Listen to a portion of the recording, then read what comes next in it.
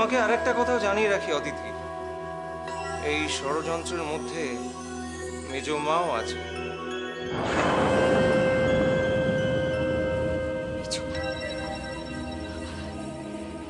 না গৌতমদা, আমি তোমার কথা কি করে বিশ্বাস করবো?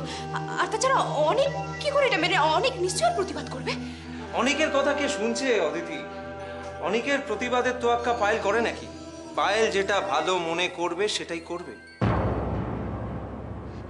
দেখো, আমি যে কথাগুলো জানতাম তোমাকে পরিষ্কার করে বুঝিয়ে দিলাম। বিশ্বাস করো না করো সেটা তোমার ব্যাপার।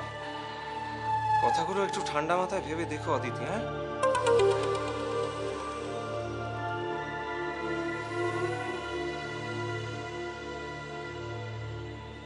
সাবধানে থেকো অদিতি।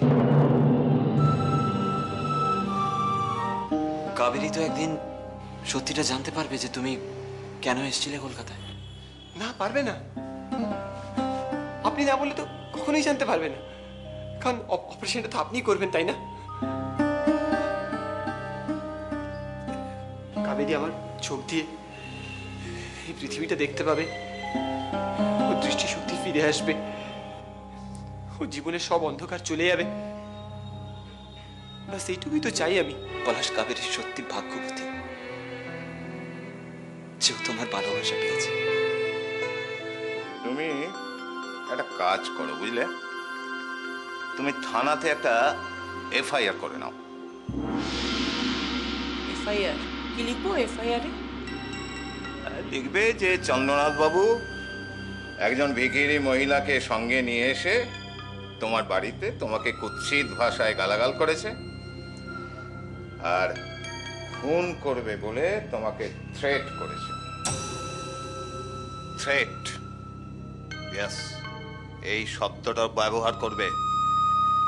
এই শব্দটার উপর কেসটাকে দাঁড় করাতে হবে। হ্যাঁ, আর শোনো, থানা যদি এফআইআর নিতে না চায় তাহলে কিন্তু আমাকে ফোন করবে। তাই হবে। ঠিক আছে, তাহলে আজ আমি চলি। ফার্দার ডেভেলপমেন্ট যা কিছু হবে আমি আপনাকে ইন্টিমেট করব। আচ্ছা। আমি আমার চোখটা আর ফিরে পেতে চাই না। কি হবে সুন্দর পৃথিবীটাকে আমার দেখে? হতেও তো পারে না যে আমার চোখটা ফিরে পাবার পর হয়তো পলাশের মতোই আবার না।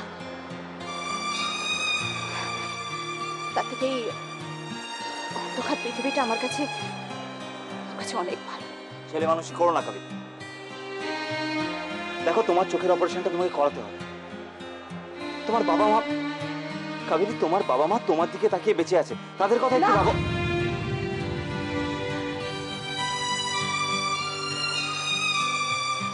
আপনি আমাকে অনুরোধ করবেন না, আমি রাখতে পারবো না।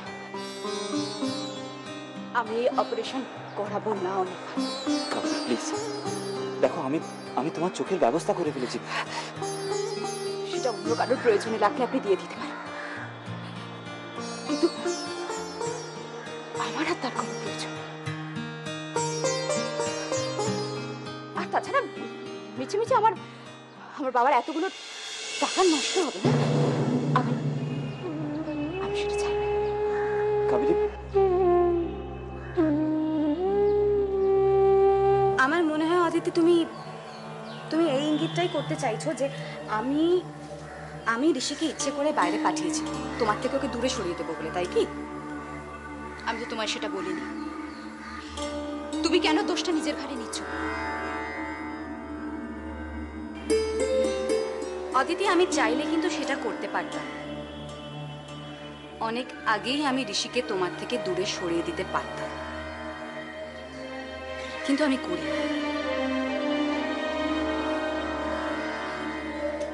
আশা করি তুমি বুঝতে পারছো যে আমি তখন তোমাকে ঠিক কতটা দয়া করেছিলাম।